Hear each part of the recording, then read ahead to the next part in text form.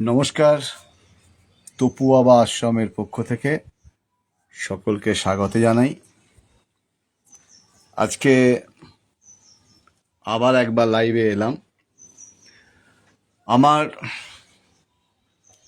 যে লাইভ অনুষ্ঠান, সেই লাইভের সবসময় থাকে একটা আধ্যাত্মিক আলোচনা, আধ্যাত্মিক কিছু প্রশ্ন উত্তর, আধ্যাত্মিক জগৎ। যদি কারো কোনো প্রশ্ন থাকে আপনারা করতে পারেন।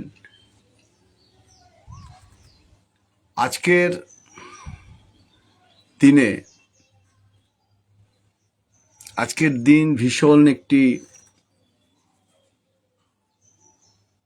এই সময়টা, আজকের দিন বলতে আমি যেটা বোঝাচ্ছি, এই সময়টাকে বোঝাচ্ছি। এই সময়টা ভীষণ একটা উত্তপ্ত, প্রাকৃতিক উত্তপ্ত শুধু নয়, প্রত্যেকটা মানুষের মন উত্তপ্ত, সমস্ত জগৎটা উত্তপ্ত। তা এই সময়ে সকলের কাছে অনুরোধ করব, নিজেকে ধীর স্থির ভাবে, হ্যাঁ মহাদেব বাবুকে স্বাগত, ধীর স্থির রেখে আপনারা এগিয়ে চলুন। এগিয়ে চলার মন্ত্রের নামই হচ্ছে চলই বেতি। এই এগিয়ে চলতে গেলে, অর্থাৎ আমি যেটা বলার চেষ্টা করি, প্রত্যেকটা মানুষ, হ্যাঁ মহাদেব বাবু ভালো আছি, আপনিও ভালো থাকবেন। প্রত্যেকটা মানুষ সবাই ভালো থাকতে চায়। ভালো থাকার জন্য প্রত্যেকটা মানুষ, হ্যাঁ চলে এলেন, খুবই আনন্দ পেলাম। যাই হোক, প্রত্যেকটা মানুষ ভালো থাকার জন্য যেটা দরকার, মানুষ মন্দিরে যায়, মসজিদে যায়, গির্জায় যায়, তার একটাই কারণটা হচ্ছে ভালো থাকা। এই ভালো থাকতে গিয়ে আমরা আমাদের নিজেদেরকে জানতে পারি না, আমরা পাশের মানুষকে চিনতে পারি না। এটা হচ্ছে সব থেকে বড় কথা। যদি পাশের মানুষকে চিনতে না পারি, নিজেদেরকে জানতে না পারি, প্রথম নিজেকে জানা, নো ইয়োর সেলফ, নিজেকে জানতে হবে। যদি নিজেকে জানতে না পারি, পাশের মানুষকে জানতে না পারি, তাহলে ঈশ্বর খুঁজে কোনো লাভ নেই, ঈশ্বর খুঁজতে যাওয়া বৃথা। আর এই সংকীর্ণ মন নিয়ে তখন আমি মন্দির, মসজিদ, গির্জা যেখানেই যাই না কেন, কোথাও ঈশ্বরের কোনো অস্তিত্ব খুঁজে পাবো না। তাহলে মনটাকে ঠিক রেখে আমাদেরকে আগামী দিনে এগিয়ে চলতে হবে। এই এগিয়ে চলার নামটাই তো হচ্ছে চলই বেতি। সত্যাদ্রষ্টা ঋষি যারা ছিলেন তারা বারবার বলে গেছেন যে আপনারা এগিয়ে চলুন। সংসার জীবনে একটা শপথ, প্রত্যেককেই, গৃহী মানুষ, সংসারী মানুষ, সেই সংসার জীবনে একটা শপথ মানুষকে করতে হবে, কি না, যেটা কোনো বাধা সৃষ্টি না করে। বাধা সৃষ্টি যদি না করতে পারে, নেগেটিভিটি যদি আমাদের মধ্যে না থাকে, যদি আমরা প্রত্যেকটি পজিটিভ হই, তাহলে কিন্তু এই বাধাটা সৃষ্টি হবে না। আর এই বাধাটা যখন সৃষ্টি হবে না, তখন আমরা এগিয়ে যেতে পারবো। একটা ছোট্ট গল্প বলি। একজন মানুষ তার ছেলেকে বলল, তোর তো বয়স হচ্ছে, এবার কিছু রোজগার পাতি করতে হবে। ছেলে বলল, বাবা কোথায় যাব? বললে যে বাবা আমি শুনলাম চিড়িয়াখানায় লোক নিচ্ছে, তা সে চিড়িয়াখানাতে যা, গিয়ে ইন্টারভিউ দে, দেখ সেখানে ছেলে চিড়িয়াখানায় গেল। চিড়িয়াখানায় জেলা আধিকারিক তাদের সঙ্গে কথা বললো আমাদের তো ইন্টারভিউ শেষ হয়ে গেছে, যা ইন্টারভিউ ছিল সেই ইন্টারভিউ শেষ হয়ে গেছে, এখন একটা পোস্ট খালি আছে। কি পোস্ট? না, বাঘের খাঁচায় তোমাকে বাঘ সেজে থাকতে হবে, সেখানে সত্যিকারের বাঘও থাকবে, তুমিও থাকবে, কাজটা খুব কঠিন কাজ। তা ছেলেরা দেখলো ভালো মাইনে, মরি আর বাঁচি জীবনে চাই, পিতৃ আদেশ পালন করতে যাচ্ছেন। তা বাঘের খাঁচায় গিয়ে ডিউটি করছে, বাঘ সেজে ট্রেনিং নিয়েছে, কিছু বেশভূষা পরে সেখানে গিয়ে আছে। সে কিন্তু অন্য যেগুলো বাঘ আছে তাদের থেকে একটু দূরে দূরে থাকে। দূরে দূরে থাকার কারণটা হচ্ছে, যদি সত্যিকারের বাঘটা তার ঘাড়ে চেপে ওঠে, যদি জেনে যায় তার সে মানুষ। ঠিক এরকম ভাবে থাকতে থাকতে একদিন কি হয়েছে, একটা বাঘের লেজের সঙ্গে ওর একটু নাড়া লেগে গেছে, সঙ্গে সঙ্গে সেই বাঘটি এর ঘাড়ে চেপে আসছে। এর তখন ওরে বাবরে বলে চিৎকার করে উঠেছে। এই যে ওরে বাবরে বলে চিৎকার করে উঠেছে, তখন সেই বাঘটি এসে একে জিজ্ঞাসা করছে, তুইও মানুষ? এ তখন ভাবছে, যাকে আমি বেঁচে গেলাম, কারণ ও মানুষ, তাহলে আর ভয় নেই। তাহলে এই যে একটু আগে যে কথাটা বলছিলাম, আমরা নিজেকে চিনি না, আমরা পাশের লোককে চিনি না, আমরা কিছু নেগেটিভ চিন্তাধারাকে নিয়ে এগিয়ে যাই। পাশের জনকে যদি আমি জানতাম যে ও মানুষ, ও বাঘ নয়, তাহলে আমার মনের মধ্যে কোনো ভয়ভীতি থাকতো না। এটা হচ্ছে সবথেকে বড় কথা। তাহলে নিজেকে জানতে হবে, কারণ কবিগুরু নিজেই বলেছেন, আবারও বলছি, আগের দিনও বলেছিলাম, যে আপনাকে এই জানা আমার ফুরালো না। তিনি এত কিছু লিখেছেন, এত কবিতা, এত গল্প, এত নাটক, এত প্রবন্ধ, এত কিছু লিখেছেন, কিন্তু তিনি তাতেও লিখছেন যে আমার নিজেকে জানা কিন্তু আমার এখনো শেষ হয়নি। এই নিজেকে জানার বা পাশের মানুষকে জানার, এই জানাগুলোর জন্য, এই জানতে গেলে একজন মাস্টারের প্রয়োজন হয়। সেই মাস্টারের নাম হচ্ছে গুরু, যিনি আমাকে অন্ধকার থেকে আলোর পথের সন্ধান দেবেন। গুরু শব্দের অর্থ কিন্তু এটাই। কারণ আমরা তো আনন্দে থাকতে চাই, আমরা ভালো থাকতে চাই, আর ভালো থাকার জন্যই আমরা বিভিন্ন রকম কাজ, বিভিন্ন রকম কর্ম এসব করি। তাহলে এই যে গুরু, এই প্রত্যেকটা মানুষ যখন দীক্ষা নেয়, তখন সে গুরুর যে বীজ মন্ত্র, সেই বীজ মন্ত্র যখন এগিয়ে যাচ্ছে, বীজ মন্ত্র জপ করতে করতে করতে করতে করতে করতে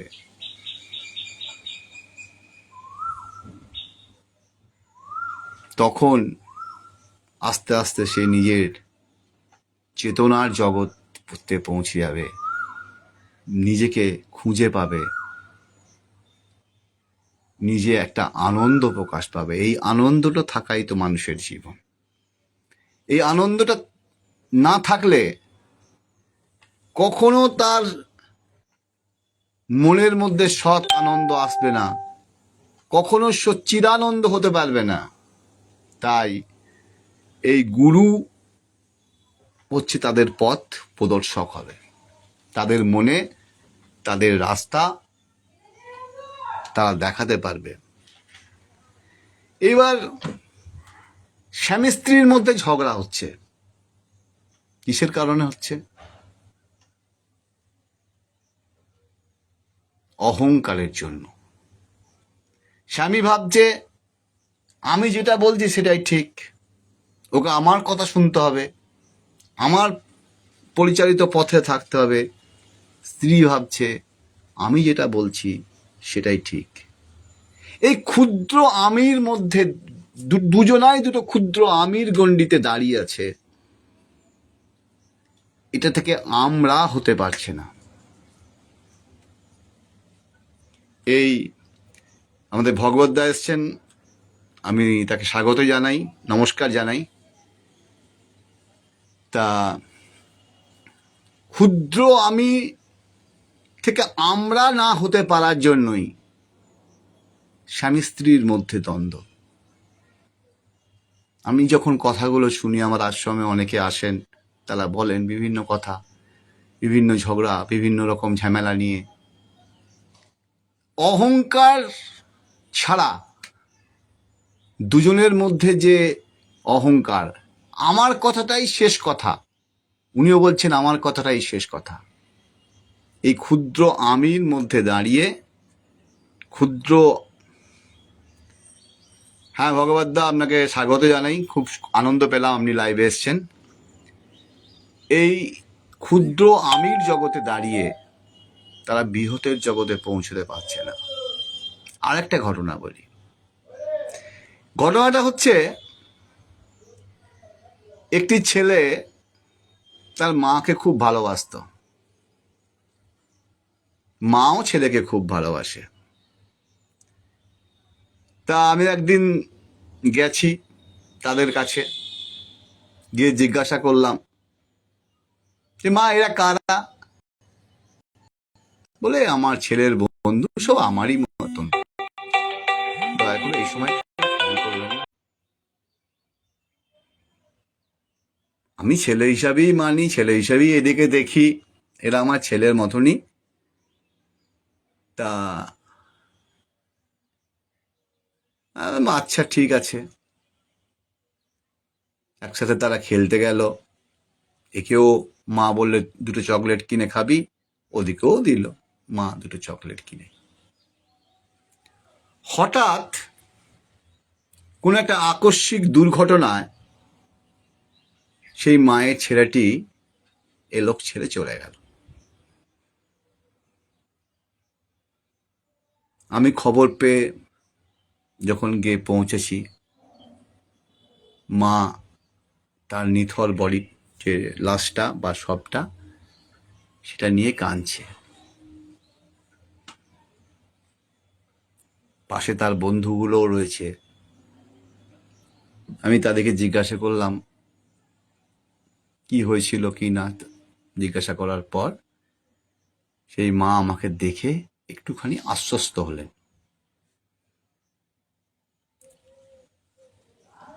গুরুদেব আমি কি নিয়ে থাকবো? কেন?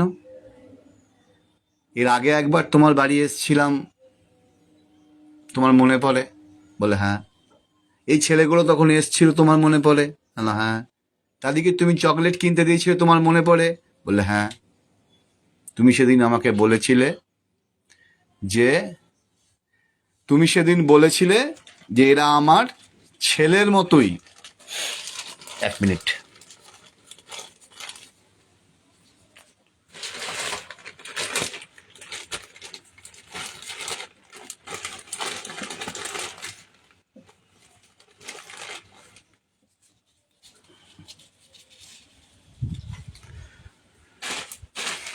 এরা আমার ছেলের মতোই, আমি ছেলের মতোই এদিকে ভালোবাসি, তাহলে এদিকে ছেলে ভাবতে পারছেন না কেন? মা তখন কিছু জবাব দিতে পারেনি। তা আমরা ছেলের মতো করে নিচ্ছি, কিন্তু ছেলে তাদেরকে ভাবতে পারছি না। এই হচ্ছে সব থেকে বড় জগৎ আমাদের। সুতরাং যে অহংকার, যে আমি আমি আমি আমি, কিসের জন্য? কতদিন এই অহংকার? আমি কি নিয়ে এসেছি? এইটুকুই ভাবতে পারি না। আমাকে অনেকে বলে আপনি খালি গায়ে লাইভ করেন। হ্যাঁ, আমি যেদিন এসেছিলাম সেদিন খালি গায়েই ছিলাম, আবার যেদিন যাব সেদিন খালি গায়েই যাব। কি আছে? অসুবিধাটা কোথায়? মাঝে মাঝে পোশাক পরতে হয়, পরি। তা এই যে আমরা আমির মধ্যেই সীমাবদ্ধ হয়ে গেছি, ছোট আমির মধ্যেই সীমাবদ্ধ হয়ে গেছি। সেই কুয়োর ব্যাঙ আর সমুদ্রের ব্যাঙের গল্পটা আপনারা জানেন। এভাবে আমার জগৎটাই বড়, ওভাবে আমার জগৎটা বড়, গোটা জগৎটাই তার দ্বারা। আরো একটা ছোট্ট গল্প, এই গল্পগুলো বলি কেন না আপনাদের বোঝার সুবিধার জন্য। ভগবান দুবার হাসেন। কখন হাসেন? একটা ছেলেকে, বাচ্চা ছেলেকে নিয়ে মা যখন তার কোলে চেপে আদর করে বলে তুই আমার ছেলে, তখন ভগবান উপর থেকে হাসছেন। কেন হাসছেন? আরে গোটা জগৎটাই তো আমার, তুই কি আমি আমি করছিস? যেদিন তোকে বলবো যে তোর অভিনয় আজকে শেষ, সেদিন সব শেষ। তুই একটা সীমাবদ্ধ, তোকে অভিনয় করার জন্য পাঠিয়েছি বিশ্ব রং একটা নাট্যমঞ্চ, সেই নাট্যমঞ্চে একটা অভিনয় করার জন্য পাঠিয়েছি। হ্যাঁ, ভগবদ্গীতা লিখছেন একজন সংসারী মানুষের ছেলে আর ছেলের মতো অনেক তফাৎ। হ্যাঁ ভগবদ্গীতা, কিন্তু দেখবেন যখন আপনি কারো বাড়ি যাবেন না, ওটা তো আমার ছেলের মতনই, তুই বাবা আমার কাছেই থাক, আমার কাছেই খা, এই ধরনের ব্যাপারগুলো এসে যায়, আর কিছুই না। ছেলে ভাবতে পারে না, কখনো ভাবতে পারে না। তা যখন দুই ভাই যখন সংসারে থাকছে, কিছুদিন পর একটা ফিতে নিয়ে জায়গা ভাগ করছে, এই জায়গাটা তোর, এই জায়গাটা আমার। আপনি বলবেন সংসারটা তো এই জন্যই নাট্যমঞ্চ, বললাম না বিশাল নাট্যমঞ্চ। তখন ওপর থেকে ভগবান হাসছেন, গোটা দুনিয়াটা আমার, তোরা কি ভাগ করছিস রে? তোরা কি ভাগ করছিস? জীবনটা এই কারণে আজকে এই যে আধ্যাত্মিক জগতে আসা, আমার এই জগৎটা আজকে হঠাৎ করে নতুন করে কিন্তু আমি আসিনি। আমি অনেক কিছু জগৎকে দেখে এসেছি, যে জগৎটা মধ্যে দুঃখ সুখ সমস্ত কিছু। আমি কারো সমালোচনা করছি না, আমি আমার বাবা মাকে প্রচুর ভালোবাসি, আমি মনে করি তারাও আমাকে ভালোবাসে। আমার এই আধ্যাত্মিক জগতে আসার পিছনে একটা গল্প আজকে ছোট্ট করে একটু বলছি, ছোট্ট করে। খুব ছোট্টবেলা, বাড়িতে তখন প্রচুর হাঁস ছিল, প্রায় 17-18টা হাঁস পুষতাম। মানে আমি পুষতাম না, আমি তখন খুব ছোট ছিলাম, বাড়িতে পুষতো আর কি। সেই হাঁস ডিম হতো মোটামুটি প্রতিদিন 10টা-12টা করে ডিম পাড়ত। আমাদের বাড়িতে নিয়ম ছিল যে হাঁসের ডিমগুলোকে তারিখ দেওয়া হতো, মানে কোনটা আগে পেরেছে কোনটা পরে পেরেছে নষ্ট হয়ে যাবে, সেই কারণে হাঁসের ডিমের ওপরে স্কেচ পেন দিয়ে তারিখ দিয়ে রাখা হতো। সেই ডিমগুলো আধখানা করে সবাই পাবে। তা আমি একটা দিন বললাম আমি গোটা একটা ডিম খাবো, কিছুতেই বাড়িতে পারমিশন দেয় না, কিছুতেই না, না খাওয়া হবে না। মা, বাবা, দাদা, প্রত্যেককে একটাই কথা, নিয়ম নিয়ম। আমি কি দিনের বেলায় আধখানা খেয়েছি, সন্ধ্যেবেলায় বলছি যে আমি আজকে একটা গোটা ডিম খাবো, বাড়িতে তো অনেক ডিম আছে, গোটা ডিম খাবো। হ্যাঁ মহাদেব দা, কিসের অনুমতি বলছেন?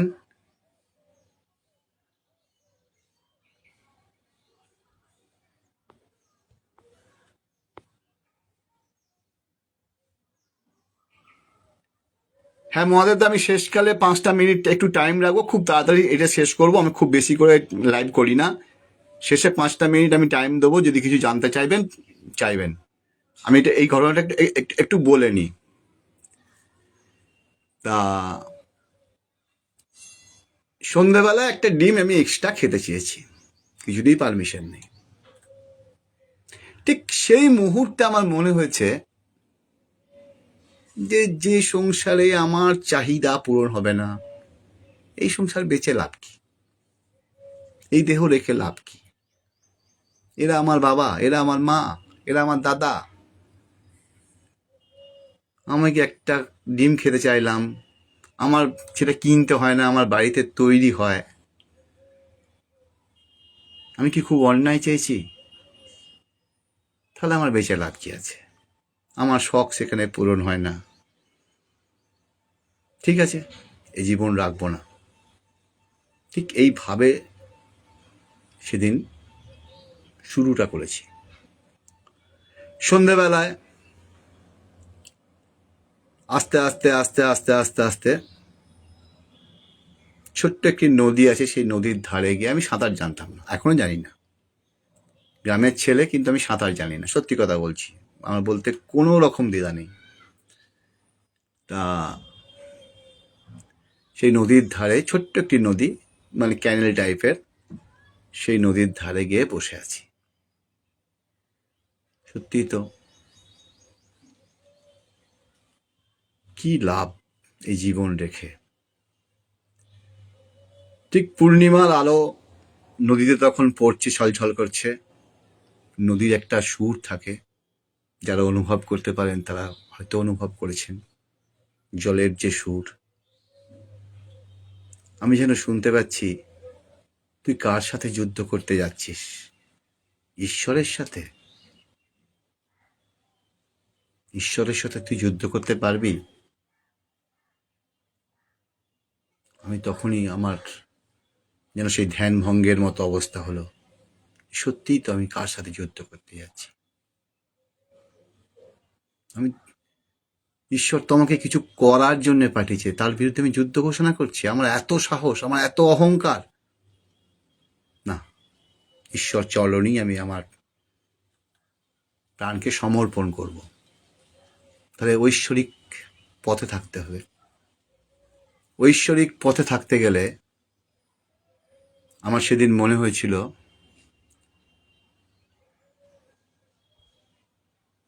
যে ঐশ্বরিক পথটা হচ্ছে একটা বড় পথ। মন আর প্রাণ, অর্থাৎ দেহ, যে দেহকে নিয়ে আমরা গর্ব করি, একটা গান আছে না, এ দেহ পচা দেহ, সেই দেহটাকে নিয়ে আমরা গর্ব করি, সেই দেহটাকে সাজাই, সে দেহটাকে নিয়ে আমাদের কত মানে পরিকল্পনা। কেউ কেউ ক্রিম মাখে, কেউ কেউ বিভিন্ন রকম জিনিস দিয়ে দেহটাকে সাজিয়ে রেখে, দেখবেন সেই দেহ এবং মন যদি এক করতে পারি, তাহলে আমার জীবনে বাঁচা নিশ্চিত দরকার আছে। এই জিনিসটা যখন আমি খুঁজতে গেলাম, যে দেহ আর মনটাকে এক করা, আমার শরীরটাকে এক করা, তখনই আমি সন্ধান পেলাম তন্ত্রের কথা। তন্ত্র জিনিসটা হচ্ছে সেই, আমি ঘুরে বেড়াই, একটা সাইকেল ছিল, ভাঙা সাইকেল, একদিকের হ্যান্ডেলটা আবার কাটা ছিল, মানে ক্ষয়ে গিয়েছিল আর কি। খুঁজে বেড়াতাম, তন্ত্র তো শিখবো, গুরু কোথায় পাবো? গুরু কোথায়? বর্ধমান শহর, বড় শহর, যারা এসছেন তারা জানেন, আমার বাড়ি থেকে প্রায় 10-12 কিলোমিটার দূর। আমি ঘুরে বেড়াতাম, বিভিন্ন জায়গায় ঘুরে বেড়াতাম। সেখানে গিয়ে দেখি এক জায়গায় প্রচুর ভিড়। কি ব্যাপার এখানে? না, এখানে এক সাধু আছেন। কি সাধু? গিয়ে দেখি, গিয়ে ভেতরে ঢুকতেই পারলাম না প্রথম দিন গিয়ে, এত ভিড় এবং বেশ কিছু পরিবেষ্টনী দ্বারা আবদ্ধ। মনে জিদ চেপে গেল যে উনি যদি সত্যিকারের গুরুদেব হন, উনি যদি সদ্গুরু হন, তাহলে নিশ্চয়ই উনি আমার রাস্তা দেখাতে পারবেন, আর সেই রাস্তার নাম হবে আধ্যাত্মিকতা। সেই পথে দ্বিতীয় দিন গেলাম, সেখানেও ঢুকতে পারিনি। তৃতীয় দিন অনেক কাণ্ড করে ভেতরে ঢুকলাম। উনি আমার মুখের দিকে তাকিয়েছিলেন প্রায় 15টা মিনিট, শুধু তাকিয়ে দেখলেন। 15 মিনিটের পর আমাকে বলে, তুই রোজ আসবি। বাবা, আমার বাড়িটা তো অনেক দূর, কি করে রোজ আসবো? পড়াশোনা করি। বলে, ঠিক আছে, তুই তো সময় মতো আসিস। তিনি হচ্ছেন আমার পরম পূজ্য গুরুদেব কমল বাবা। তিনি এখনো আছেন, বর্তমানে কামাখ্যায় তিনি থাকেন। ভূতনাথ শ্মশানে অনেক কাজকর্ম, ক্রিয়া, তান্ত্রিক ক্রিয়া করেন। জীবনে প্রথম পাঠ দিয়েছিলেন তিনি, যে বাবা, তুমি এই লাইনে আসছো বটে, আধ্যাত্মিকতার জগতে আসছো, জীবনে ভালো থাকতে এসছো, মানুষের উপকার করতে আসছো, ভালো করতে আসছো, খারাপ কোনোদিন করতে এসো না, এটা আমার পায়ে হাত দিয়ে তুমি শপথ করো।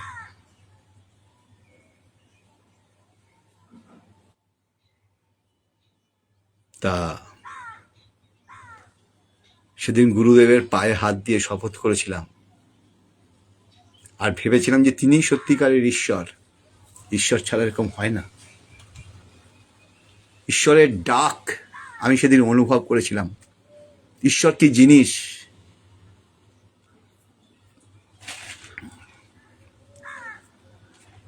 সুতরাং সেই পথে যখন গেছি, কত স্নেহ, কত স্নেহ তা।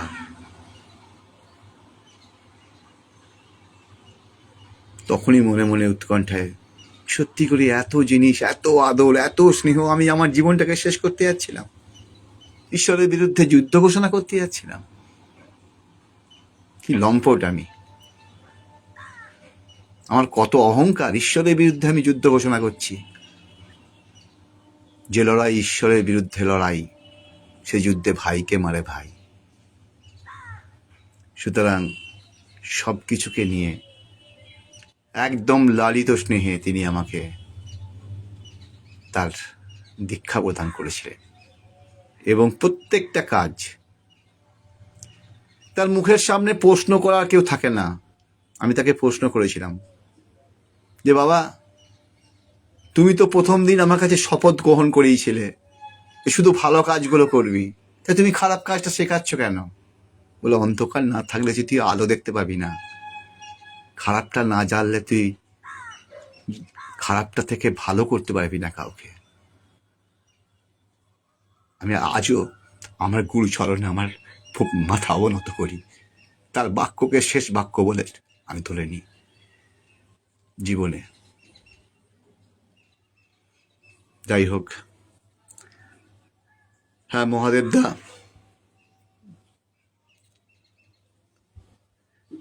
যদি কিছু জানার থাকে আমাকে প্রশ্ন করতে পারেন, বা যদি মনে করেন যে ব্যক্তিগতভাবে আমার কাছে প্রশ্ন করবেন সেটাও করতে পারেন, ব্যক্তিগতভাবে আমার মেসেজে লিখতে পারেন।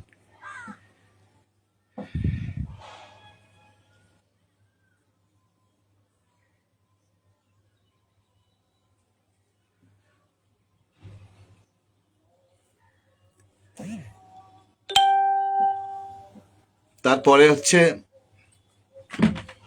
এবার তন্ত্র দীক্ষা, সেটা তো হলো।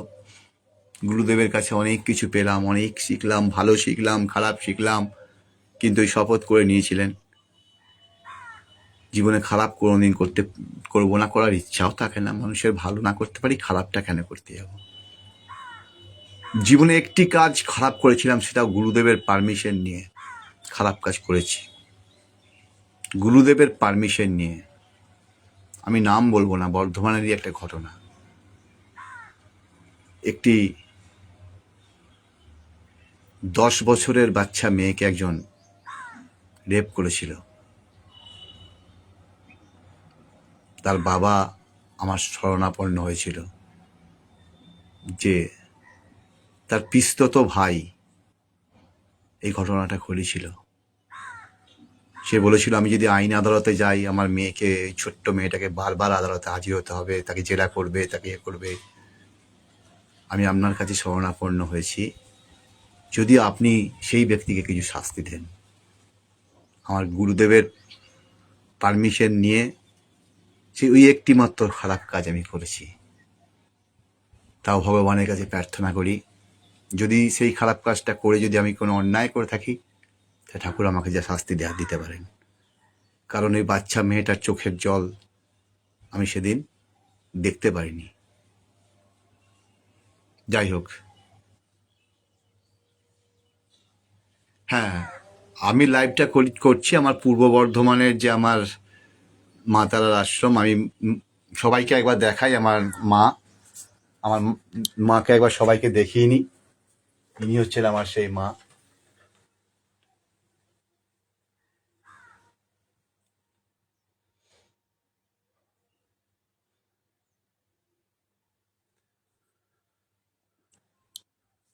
যে মাকে নিয়ে আমি সারাদিন থাকি, সারাদিন কর্মজগৎ কর্ম করি, কিন্তু একটা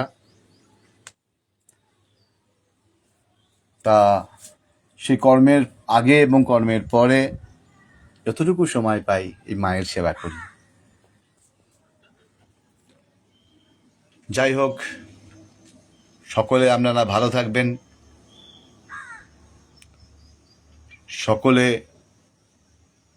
ভালো থেকে আগে নিজেকে জানুন, পাশের মানুষকে জানুন, আর এমন একটা হৃদয় তৈরি করুন যেন প্রত্যেকের অন্তরকে স্পর্শ করতে পারে, সেরকম একটা হৃদয়। কারণ যদি আমরা সকলের তরে সকলে, আমরা প্রত্যেককে আমরা পরের তরে। সবাই ভালো থাকবেন। আমি সকলকে বলি যে